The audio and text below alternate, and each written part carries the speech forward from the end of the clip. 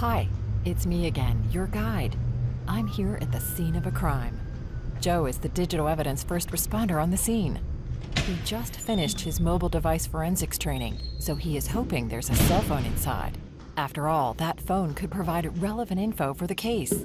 Before Joe enters the crime scene, he confirms with the senior officer that he has permission to enter. If there is a cell phone, Joe has to first make sure it's not being used as something else, like a detonator for an explosive device. There is a cell phone. I don't see any attached wiring. I'm going to start documenting the crime scene. So, Joe, what are you doing now? I'm going to start by photographing the cell phone both with markers and without.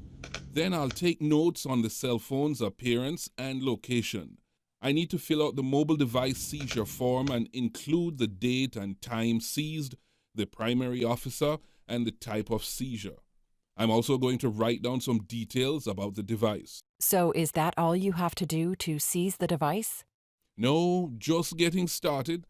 I need to pick up the cell phone carefully, handling it by the corners and making sure I don't press the side button. The cell phone is on, so I'm going to note the battery level and time on the screen. From now, I have to make sure I block the cell phone from wireless communications. I can put the phone on airplane mode, which prevents the device from sending or receiving wireless signals. Although you can't always put the phone on airplane mode when it's locked, but luckily, I can swipe up from the locked screen on this iPhone. I just checked the settings and I'm not able to access cell, Wi-Fi, or Bluetooth signals. Okay, Joe. So now the phone's safe to transport, right? I need to connect the cell phone to an external battery pack to keep it charged until I deliver it to the lab, or potential evidence may be lost. You never know when the phone can be remotely wiped clean of all data. So even though the phone is on airplane mode, I put it in a Faraday bag which blocks wireless signals. What if you didn't have a Faraday bag? You can wrap the phone in heavy-duty aluminum foil or place it in a clean paint can.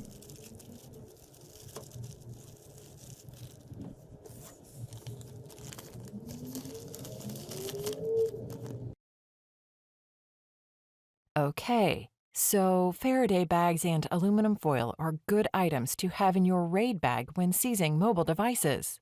I have to complete the chain of custody information and label on the evidence bag. Then I can place the Faraday bag with the phone and charging pack inside the completed evidence bag and seal it up. Well, everything looks bagged and tagged, as we like to say. Are you ready to go? No, I still have to complete the documentation, noting any additional details on the phone, and I have to write down every step I took while I was on the crime scene. This maintains the integrity of the evidence so it can be used in court. So you may need to testify in court about how you seized the cell phone? Yes, that's why it's so important I follow proper procedures, including transporting the device in a clean, climate-controlled environment. I don't want the evidence to overheat or get wet. Well, time to get this phone over to the cybercrime lab. From there, the trained examiner will analyze the device.